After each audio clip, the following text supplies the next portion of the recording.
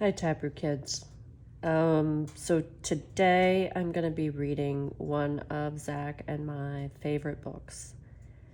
And it's kind of funny story. When we first were getting to know each other, we were talking about favorite books from when we were kids. And I was describing a book to him that I read when I was very young, and I couldn't remember the title of it. And I said, it's about this girl who runs away and lives by herself in the wilderness. And he said, are you sure it was a girl? Because my favorite book was about a boy who did that. It's called My Side of the Mountain. And we kept talking about the book and the book details. And it was, in fact, the same book, but I had misremembered that this main character, Sam Gribley, was a girl. And I think the reason that I remembered it that way was because I wanted it to be me so much. I just love this book. So it is truly an honor to get to read it to you on this snowy February day. So this is My Side of the Mountain. It's by Jean Craighead George, and she has other excellent books too that you might enjoy. And you might notice that this copy, like many of our books, has been well read and well loved. And you'll see that on a number of the pages. You can see it's the love shining through. All right. In which I hole up in a snowstorm. I am on a mountain in a tree home that people have passed without ever knowing that I am here. The house is a hemlock tree 6 feet in diameter and must be as old as the mountain itself. I came upon it last summer and dug and burned it out until I made a snug cave in the tree that I now call home. My bed is on the right as you enter and is made of ash slats and covered with deerskin. On the left is a small fireplace about knee-high. It is of clay and stones. It has a chimney that leads the smoke out through a knothole. I chipped out 3 other knotholes to let fresh air in. The air coming in is bitter cold. It must be below 0 outside, and yet I can sit here inside my tree and write with bare hands. The fire is small too. It doesn't take much fire to warm this tree room. It is the 4th of December, I think, maybe the 5th. I am not sure because I have not recently counted the notches in the aspen pole that is my calendar. I have been just too busy gathering nuts and berries, smoking venison, fish, and small game to keep up with the exact date. The lamp I am riding by is deer fat poured into a turtle shell with a strip of my old city trousers for a wick. It snowed all day yesterday and today. I have not been outside since the storm began, and I am bored for the first time since I ran away from home 8 months ago to live on the land. I am well and healthy. The food is good. Sometimes I eat turtle soup, and I know how to make acorn pancakes. I keep my supplies in the wall of the tree in wooden pockets that I chopped myself. Every time I have looked at those pockets during the last 2 days, I have felt just like a squirrel, which reminds me, I didn't see a squirrel one whole day before that storm began. I guess they are holed up and eating their stored nuts, too. I wonder if the Baron, that's the wild weasel who lives behind the big boulder to the north of my tree, is also denned up. Well, anyway, I think the storm is dying down because the tree is not crying so much. When the wind really blows, the whole tree moans right down to the roots, which is where I am. Tomorrow, I hope the Baron and I can tunnel out into the sunlight. I wonder if I should dig the snow, but that would mean I would have to put it somewhere, and the only place to put it is in my nice snug tree. Maybe I can pack it with my hands as I go. I've always dug into the snow from the top, never from under. The Baron must dig up from under the snow. I wonder where he puts what he digs. Well, I guess I'll know in the morning. When I wrote that last winter, I was scared and thought maybe I'd never get out of my tree. I had been scared for 2 days, ever since the first blizzard hit the Catskill Mountains. When I came up to the sunlight, which I did by simply poking my head into the soft snow and standing up, I laughed at my dark fears. Everything was white, clean, shining, and beautiful. The sky was blue, blue, blue. The hemlock grove was laced with snow, the meadow was smooth and white, and the gorge was sparkling with ice. It was so beautiful and peaceful that I laughed out loud. I guess I laughed because my first snowstorm was over, and it had not been so terrible after all. Then I shouted, "I did it!" My voice never got very far. It was hushed by the tons of snow. I looked for signs from the bear and weasel. His footsteps were all over the boulder, also slides where he had played. He must have been up for hours enjoying the new snow. Inspired by his fun, I poked my head into my tree and whistled. Frightful, my trained falcon flew to my fist, and we jumped and slid down the mountain, making big holes and trenches as we went. It was good to be whistling and carefree again, because I was sure scared by the coming of that storm. Here's a nice illustration. You can see Sam there with Frightful, and there's the Baron. I'd been working since May, learning how to make a fire with flint and steel, finding what plants I could eat, and how to trap animals and catch fish. All this so that the curtain of blizzard struck the Catskills. All this so that when the curtain of blizzard struck the Catskills, I could crawl inside my tree and be comfortably warm and have plenty to eat. During the summer and fall, I had thought about the coming of winter. However, on the 3rd day of December, when the sky blackened, the temperature dropped, and the first flakes swirled around me, I must admit that I wanted to run back to New York. Even the first night that I spent out in the woods, when I couldn't get the fire started, was not as frightening as the snowstorm that gathered behind the gorge and mushroomed up over my mountain. I was smoking 3 trout. It was 9 o'clock in the morning. I was busy keeping the flames low so they would not leap up and burn the fish. As I worked, it occurred to me that it was awfully dark for that hour of the morning. Frightful was leashed to her tree stub. She seemed restless and pulled at her tethers. Then I realized the forest was dead quiet. Even the woodpeckers that had been tapping around me all morning were silent. The squirrels were nowhere to be seen. The juncos and chickadees and nuthatches were gone. I looked to see what the bear and weasel was doing. He was not around. I looked up. From my tree you can see the gorge beyond the meadow. White water pours between the black, wet boulders and cascades into the valley below. The water that day was as dark as the rocks. Only the sound told me it was still falling. Above the darkness stood another darkness, the clouds of winter, black and fearsome. They looked as wild as the winds that were bringing them. I grew sick with fright. I knew I had enough food. I knew everything was going to be perfectly all right, but knowing that didn't help. I was scared. I stamped out the fire and pocketed the fish. I tried to whistle for Frightful, but couldn't purse my shaking lips tight enough to get out anything but So I grabbed her by the hide straps that are attached to her legs, and we dove through the deerskin door into my room in the tree. I put Frightful on the bedpost and curled up in a ball on the bed. I thought about New York and the noise and the lights and how a snowstorm always seemed very friendly there. I thought about our apartment, too. At that moment, it seemed bright and lighted and warm.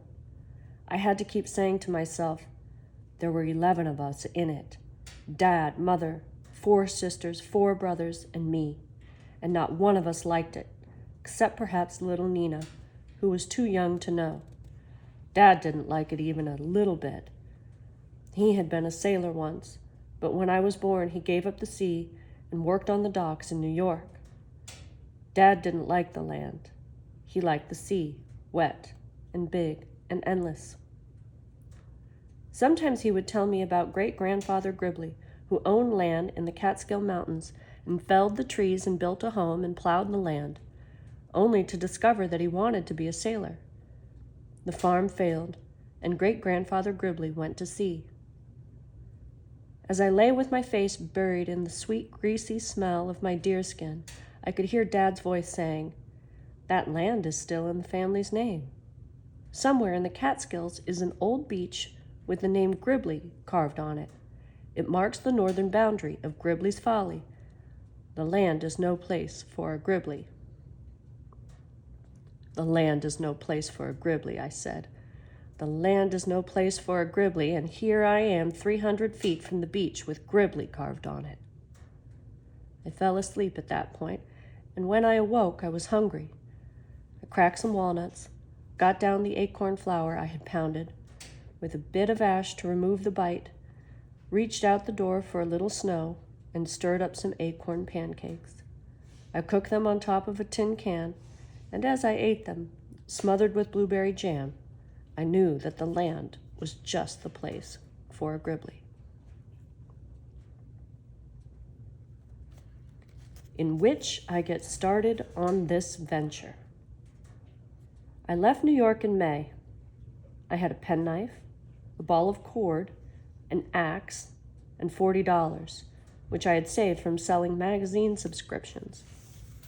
I also had some flint and steel, which I had bought at a Chinese store in the city. The man in the store had showed me how to use it. He had also given me a little purse to put it in and some tinder to catch the sparks. He had told me that if I ran out of tinder, I should burn cloth and use the charred ashes. I thanked him and said, "This is the kind of thing I am not going to forget." On the train north to the Catskills, I unwrapped my flint and steel and practiced hitting them together to make sparks. On the wrapping paper, I made these notes. "A hard, brisk strike is best. Remember to hold the steel in the left hand and the flint in the right, and hit the steel with the flint. The trouble is the sparks go every which way." And that was the trouble. I did not get a fire going that night, and, as I mentioned, this was a scary experience. I hitched rides into the Catskill Mountains.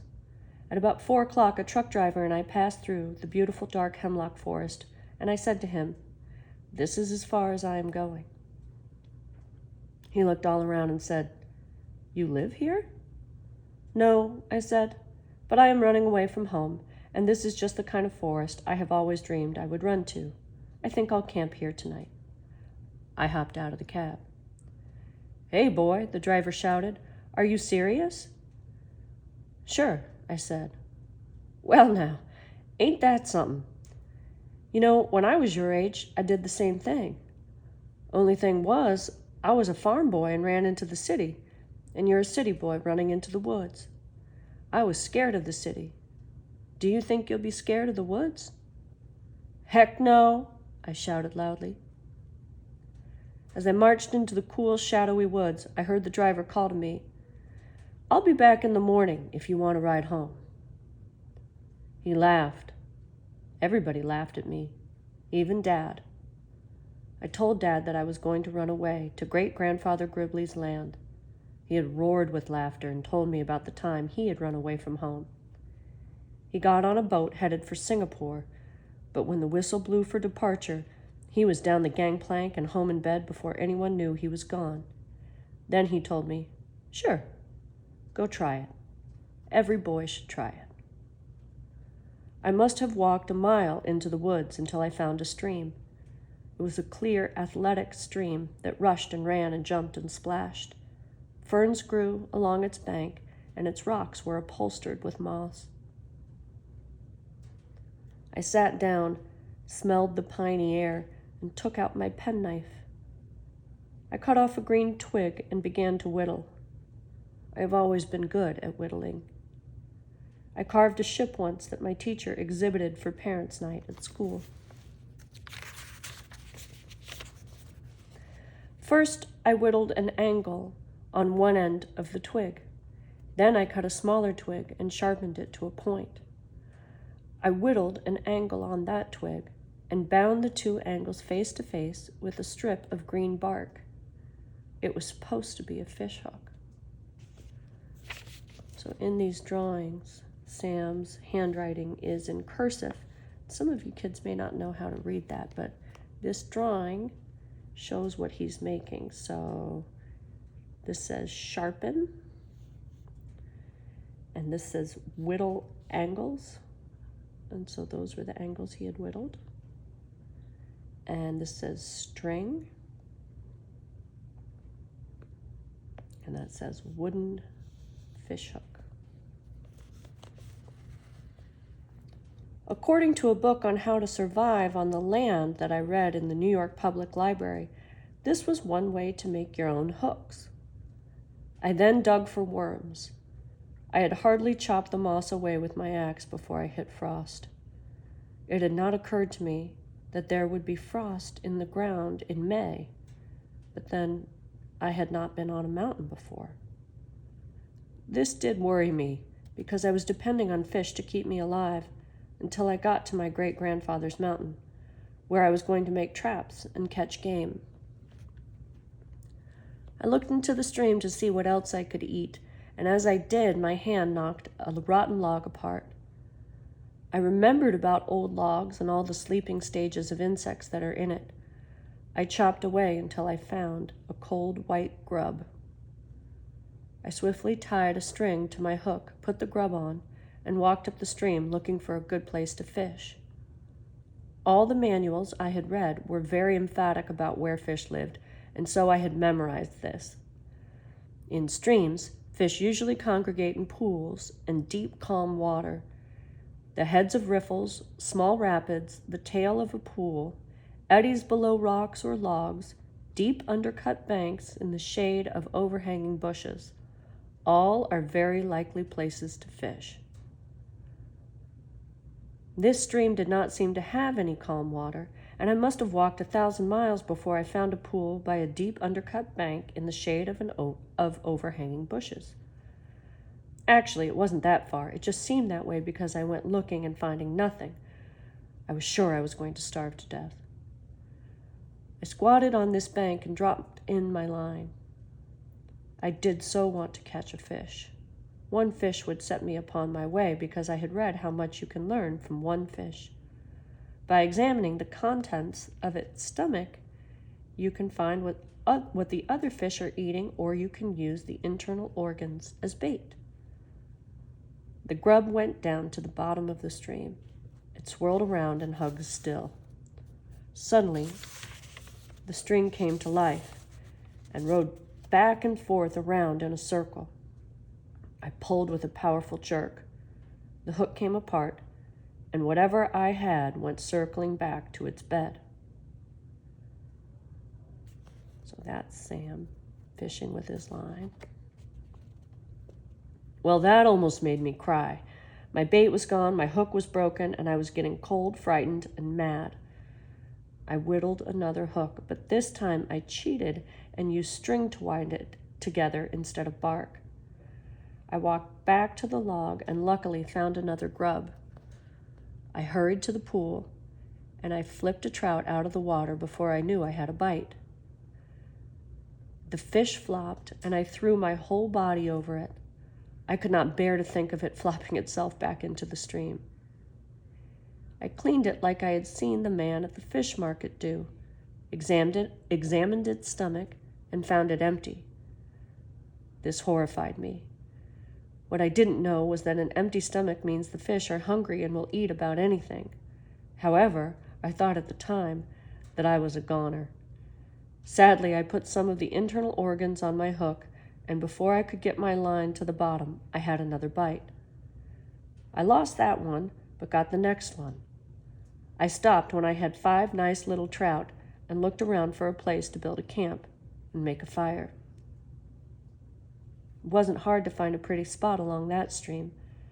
I selected a place beside a mossy rock in a circle of hemlocks. I decided to make a bed before I cooked. I cut off some boughs for a mattress. Then I leaned some dead limbs against the boulder and covered them with hemlock limbs. This made a kind of tent. I crawled in, lay down, and felt alone and secret and very excited. But the rest of this story. I was on the northeast side of the mountain. It grew dark and cold early. Seeing the shadows slide down on me, I frantically ran around gathering firewood. This is about the only thing I did right from that moment until dawn, because I remembered that the driest wood in a forest is the dead limbs that are still on the trees. I gathered an enormous pile of them. That pile must still be there, for I never got a fire going. I got sparks, sparks, sparks. I even hit the tinder with the sparks. The tinder burned all right, but that was as far as I got. I blew on it. I breathed on it.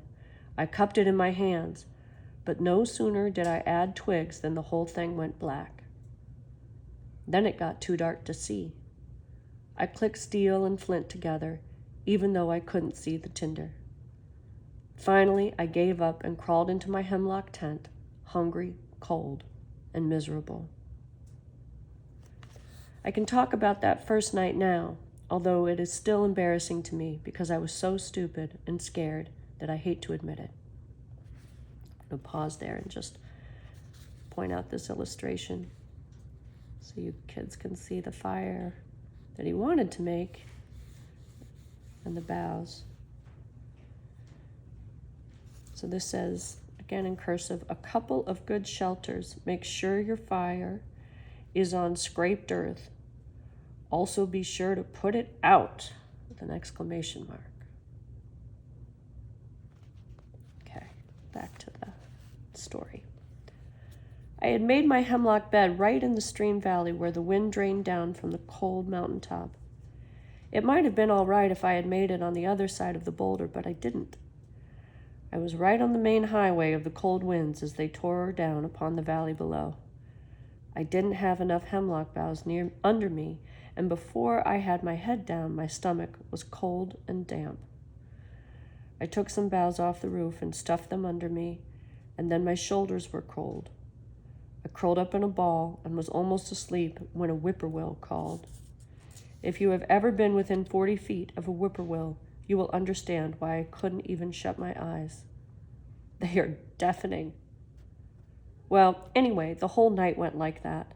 I don't think I slept 15 minutes, and I was so scared and tired that my throat was dry. I wanted a drink, but didn't dare go near the stream for fear of making a misstep and falling in and getting wet.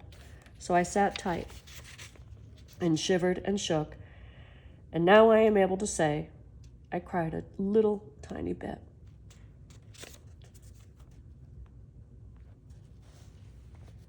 So there's Sam. Another nice drawing. Fortunately, the sun has a wonderfully glorious habit of rising every morning. That is a pretty glorious habit. When the sky lightened, when the birds awoke, I knew I would never again see anything so splendid as the round, red sun coming up over the earth. I was immediately cheered and set out directly for the highway. Somehow I thought that if I was a little nearer the road, everything would be all right. I climbed a hill and stopped. There was a house warm and cozy, with smoke coming out of the chimney and lights in the windows, and only 100 feet from my torture camp. Without considering my pride, I ran down the hill and banged on the door. A nice old man answered. I told him everything in one long sentence, and then said, "And so, can I cook my fish here because I haven't eaten in years?" He chuckled, stroked his whiskery face, and took the fish. He had them cooking in a pan before I knew what his name was. When I asked him, he said Bill something, but I never heard his last name because I fell asleep in his rocking chair that was pulled up beside his big, hot, glorious wood stove in the kitchen. I ate the fish some hours later, also some bread, jelly, oatmeal, and cream. Then he said to me, "Sam Gribley, If you are going to run off and live in the woods, you better learn how to make a fire. Come with me." We spent the afternoon practicing. I penciled these notes on the back of a scrap of paper so I wouldn't forget. "When the tinder glows, keep blowing and add fine dry needles one by one and keep blowing steadily, lightly, and evenly. Add 1-inch dry twigs to the needles and then give her a good big handful of small dry stuff. Keep blowing."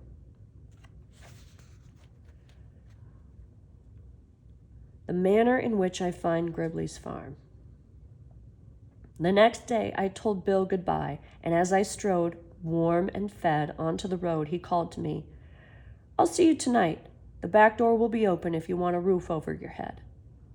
I said, "Okay," but I knew I wouldn't see Bill again. I knew how to make a fire, and that was my weapon. With fire, I could conquer the Catskills. I also knew how to fish and to make a fire. That was all I needed to know, I thought. 3 rides that morning took me to Delhi. Somewhere around here was great-grandfather's beech tree with the name Gribley carved on it. This much I knew from Dad's stories. By 6 o'clock, I still had not found anyone who had even heard of the Gribleys, much less Gribley's Beach, and so I slept on the porch of a schoolhouse and ate chocolate bars for supper. It was cold and hard, but I was so tired I could have slept in a wind tunnel. At dawn, I thought real hard. Where would I find out about the Gribley farm? Some old map, I said. Where would I find an old map? The library? Maybe. I'd try it and see. The librarian was very helpful. She was sort of young, had brown hair and brown eyes, and loved books as much as I did. The library didn't open until 10:30. I got there at 9. After I had lolled and rolled and sat on the steps for 15 or 20 minutes, the door whisked open, and this tall lady asked me to come on in and browse around until opening time. All I said to her was that I wanted to find the old Gribley farm and that the Gribleys hadn't lived on it for maybe 100 years, and she was off. I can still hear her heels click when I think of her, scattering herself around those shelves, finding me old maps, histories of the Catskills, and files of letters and deeds that must have come from attics around Delhi. Miss Turner, that was her name, found it. She found Gribley's farm in an old book of Delaware County. Then she worked out the roads to it and drew me maps and everything. Finally, she said, "What do you want to know for? Some school project?" "Oh, no, Miss Turner. I want to go live there." "But Sam, it is all forest and trees now. The house is probably only a foundation covered with moss." "That's just what I want. I am going to trap animals and eat nuts and bulbs and berries and make myself a house.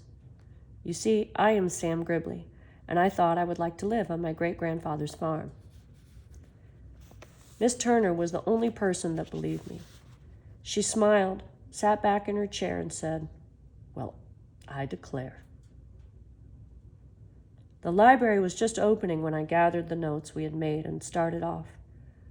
As I pushed open the door, Miss Turner leaned over and said to me, "Sam, we have some very good books on plants, trees, and animals in case you get stuck." I knew what she was thinking, and so I told her I would remember that. With Miss Turner's map, I found the first stone wall that marked the farm. The old roads to it were all grown up and mostly gone, but by locating the stream at the bottom of the mountain, I was able to begin at the bridge and go north and up 1.5 miles. There, caterpillaring around boulders, roller coastering up ravines and down hills, was the mound of rocks that had once been great-grandfather's boundary fence. And then, do you know, I couldn't believe I was there. I sat on the old gray stones a long time, looking through the forest, up that steep mountain, and saying to myself, "It must be Sunday afternoon, and it's raining, and Dad is trying to keep us all quiet by telling us about great-grandfather's farm, and he's telling it so real that I can see it. And then I said, no, I am here, because I was never this hungry before. I wanted to run all the way back to the library and tell Miss Turner that I had found it, partly because she would have liked to have known, and partly because Dad had said to me as I left, if you find the place, tell someone in Delhi. I may visit you someday. Of course he was kidding, because he thought I'd be home the next day, but after many weeks maybe he would think I meant what I had said, and he might come to see me. However, I was too hungry to run back. I took my hook and line and went back down the mountain to the stream. I caught a big old catfish, climbed back to the stone wall in great spirits. It was getting late, and so I didn't try to explore. I went right to work making a fire.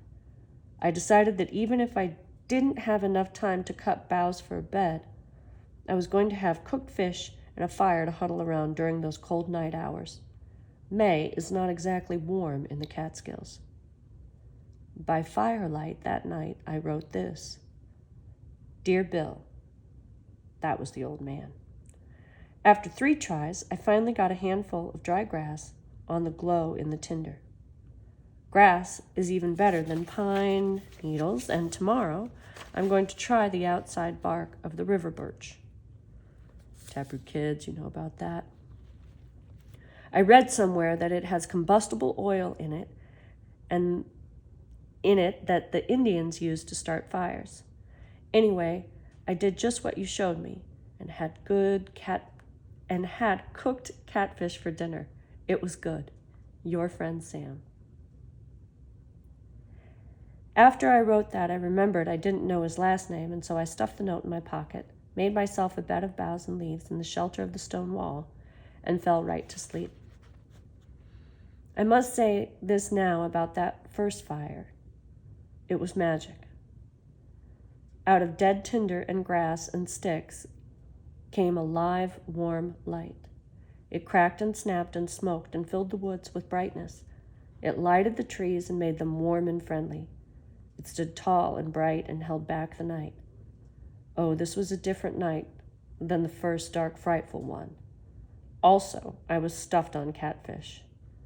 I have since learned to cook it more, but never have I enjoyed a meal as much as that one, and never have I felt so independent again. In which I find many useful plants. The following morning I stood up, stretched, and looked about me. Birds were dripping from the trees, little birds, singing and flying and pouring over the limbs. This must be the warbler migration, I said, and I laughed because there were so many birds. I had never seen so many. My big voice rolled through the woods, and their little voices seemed to rise and answer me. They were eating. 3 or 4 in a maple tree near me were darting along the limbs, pecking and snatching at something delicious on the trees. I wondered if there was anything there for a hungry boy. I pulled a limb down, and all I saw were leaves, twigs, and flowers. I ate a flower. It was not very good. One manual I had read said to watch what the birds and animals were eating in order to learn what is edible and non-edible in the forest. If the animal life can eat it, it is safe for humans. The book did suggest that a raccoon had tastes more nearly like ours. Certainly the birds were no example. Then I wondered if they were not eating something I couldn't see. Tiny insects, perhaps. Well, anyway, whatever it was, I decided to fish. I took my line and hook and walked down to the stream. I lay on a log and dangled my line in the bright water. The fish were not biting. That made me hungrier. My stomach pinched. You know, it really does hurt to be terribly hungry. A stream is supposed to be full of food. It is the easiest place to get a lot of food in a hurry. I needed something in a hurry, but what? I looked through the clear water and saw the tracks of mussels in the mud. I ran along the log back to shore, took off my clothes, and plunged into that icy water. I collected almost a peck of mussels in very little time at all, and began tying them in my sweater to carry them back to camp. But I don't have to carry them anywhere, I said to myself. I have fire in my pocket. I don't need a table. I can sit right here by the stream and eat. And so I did. I wrapped the mussels in leaves and sort of steamed them in coals. They're not quite as good as clams, a little stronger, I would say, but by the time I had eaten 3, I had forgotten what clams tasted like and knew only how delicious freshwater mussels were. I actually got full. I wandered back to great-grandfather's farm and began to explore. Most of the acreage was maple and beech, some pine, dogwoods, ash, and here and there a glorious hickory. I made a sketch of the farm on my road map and put X's where the hickories were. They were gold trees to me. I would have hickory nuts in the fall. I could also make salt from hickory limbs. I cut off one and chopped it into bits and scraps. I stuck them in my sweater. The land was up and down, and I wondered how great-grandfather ever cut it and plowed it. There was one stream running through it, which I was glad to see, for it meant I did not have to go all the way down the mountain to the big creek for fish and water. Around noon, I came upon what I was sure was the old foundation of the house. Miss Turner was right. It was ruins, a few stones in a square, a slight depression for the basement, and trees growing right up through what had once been the living room. I wandered around to see what was left of the Gribley home. After a few looks, I saw an apple tree. I rushed up to it, hoping to find an old apple. No apples beneath it. About 40 feet away, however, I found a dried one in the crotch of a tree, stuck there by a squirrel and forgotten. I ate it. It was pretty bad, but nourishing. It was pretty bad, but nourishing, I hoped. There was another apple tree and 3 walnuts. I scribbled X's. Those were wonderful finds. I poked around the foundations, hoping to uncover some old iron implements that I could use. I found nothing. Too many leaves had fallen and turned to loam. Too many plants had grown up and died down over the old home site. I decided to come back when I had made myself a shovel. Whistling and looking for food and shelter, I went on up the mountain, following the stone walls, discovering many things about my property. I found a marsh. In it were cattails and arrowleaf, good starchy foods. At high noon, I stepped onto a mountain meadow. An enormous boulder rose up in the center of it. At the top of the meadow was a fringe of white birch. There were maples and oaks to the west, and a hemlock forest to the right that pulled me right across the sweet grasses into it. Never, never have I seen such trees. They were giants, old giants. They must have begun when the world began. I started walking around them. I couldn't hear myself step, so dense and damp were the needles. Great boulders covered with ferns and moss stood among them. They looked like pebbles beneath those trees. Standing before the biggest and the oldest and the most king-like of them all, I suddenly had an idea. This is about the old tree. I knew enough about the Catskill Mountains to know that when summer came, they were covered with people. Although great-grandfather's farm was somewhat remote, still hikers and campers and hunters and fishermen were sure to wander across it. Therefore, I wanted a house that could not be seen. People would want to take me back where I belonged if they found me. I looked at that tree. Somehow I knew it was home, but I was not quite sure how it was home. The limbs were high and not right for a tree house. I could build a bark extension around it, but that would look silly. Slowly I circled the great trunk. Halfway around, the whole plan became perfectly obvious. To the west, between two of the flanges of the tree that spread out to be roots, was a cavity. The heart of the tree was rotting away. I scraped at it with my hands. Old, rotten, insect-ridden dust came tumbling out. I dug on, using my axe from time to time as my excitement grew. With much of the old rot out, I could crawl in the tree and sit cross-legged. Inside, I felt as cozy as a turtle in its shell. I chopped and chopped until I was hungry and exhausted. I was now in the hard, good wood, and chopping it out was work. I was afraid December would come before I got a hole big enough to lie in, so I sat down to think. You know, those first days I just never planned right. I had the beginnings of a home, but not a bite to eat, and I had worked so hard that I could hardly move forward to find that bite. Furthermore, it was discouraging to feed that body of mine. It was never satisfied, and gathering food for it took time and got it hungrier. Trying to get a place to rest, it took time and got it more tired, and I really felt I was going in circles. And wondered how primitive man ever had enough time and energy to stop hunting food and start thinking about fire and tools. I left the tree and went across the meadow looking for food. I plunged into the woods beyond, and there I discovered the gorge and the white cascade splashing down the black rocks into the pool below. I was hot and dirty. I scrambled down the rocks and slipped into the pool. It was so cold I yelled. But when I came out on the bank and put on my 2 pairs of trousers and 3 sweaters, which I thought was a better way to carry clothes than in a pack, I tingled and burned and felt coltish. I leapt up the bank, slipped, and my face went down in a patch of dogtooth violets. You would know them anywhere after a few looks at them in the botanical gardens and in colored flower books. They are little yellow lilies on long, slender stems with oval leaves dappled with gray.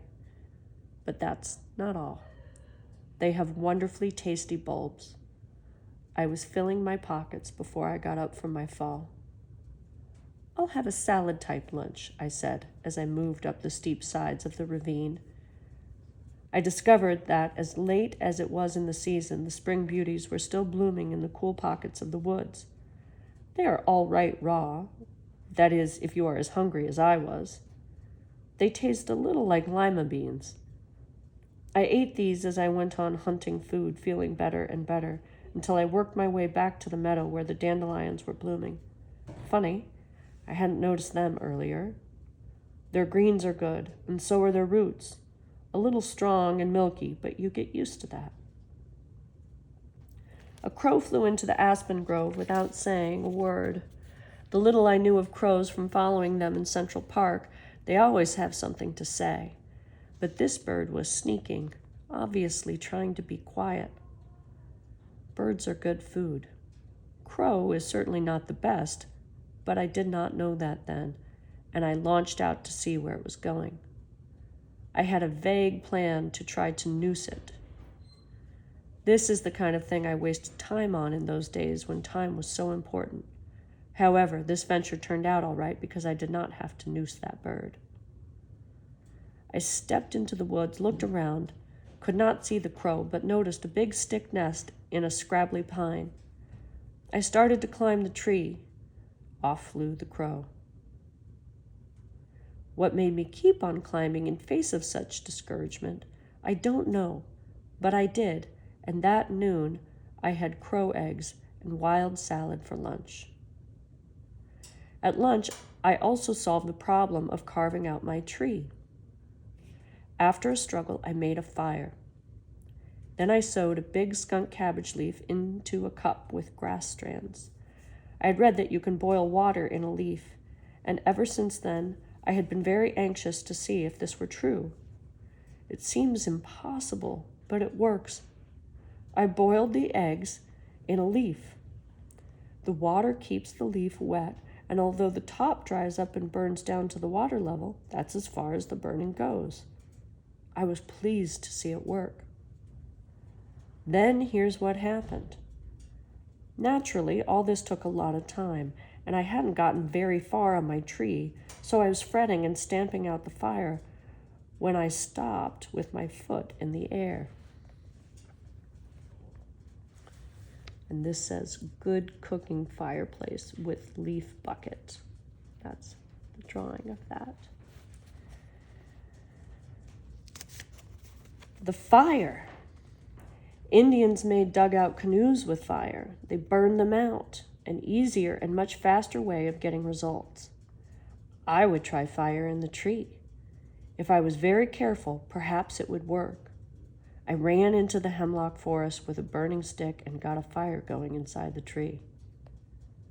Thinking that I ought to have a bucket of water in case things got out of hand, I looked desperately around me. The water was far across the meadow and down the ravine. This would never do. I began to think the whole inspiration of a home in the tree was no good. I really did have to live near water for cooking and drinking and comfort. I looked sadly at the magnificent hemlock and was about to put the fire out and desert it when I said something to myself. It must have come out of some book. Hemlocks usually grow around mountain streams and springs. I swirled on my heel. Nothing but boulders around me. But the air was damp somewhere, I said, and darted around the rocks, peering and looking and sniffing and going down into pockets and dales. No water. I was coming back, circling wide, when I almost fell in it. 2 sentinel boulders, dripping wet, decorated with flowers, ferns, moss, weeds, everything that loved water, guarded a bathtub-sized spring. You pretty thing, I said, flopped on my stomach and pushed my face into it to drink. I opened my eyes. The water was like glass, and in it were little insects with oars. They rowed away from me. Beetles skittered like bullets on the surface, or carried a silver bubble of air with them to the bottom. Ha! Then I saw a crayfish. I jumped up, overturned rocks, and found many crayfish. At first, I hesitated to grab them because they can pinch. I gritted my teeth, thought about how much more it hurts to be hungry, and came down upon them. I did get pinched, but I had my dinner. And that was the first time I had planned ahead. Any planning that I did in those early days was such a surprise to me and so successful that I was delighted with even a small plan. I wrapped the crayfish in leaves, stuffed them in my pockets, and went back to the burning tree. Bucket of water, I thought, bucket of water. Where was I going to get a bucket?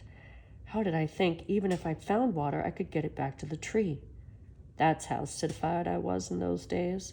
I had never lived without a bucket before, scrub buckets, water buckets, and so when a water problem came up, I just thought I could run to the kitchen and get a bucket. Well, dirt is as good as water, I said, as I ran back to my tree. I can smother the fire with dirt. Days passed working, burning, cutting, gathering food, and each day I cut another notch on an aspen pole that I had stuck in the ground for a calendar. And we're going to go ahead and stop there for today.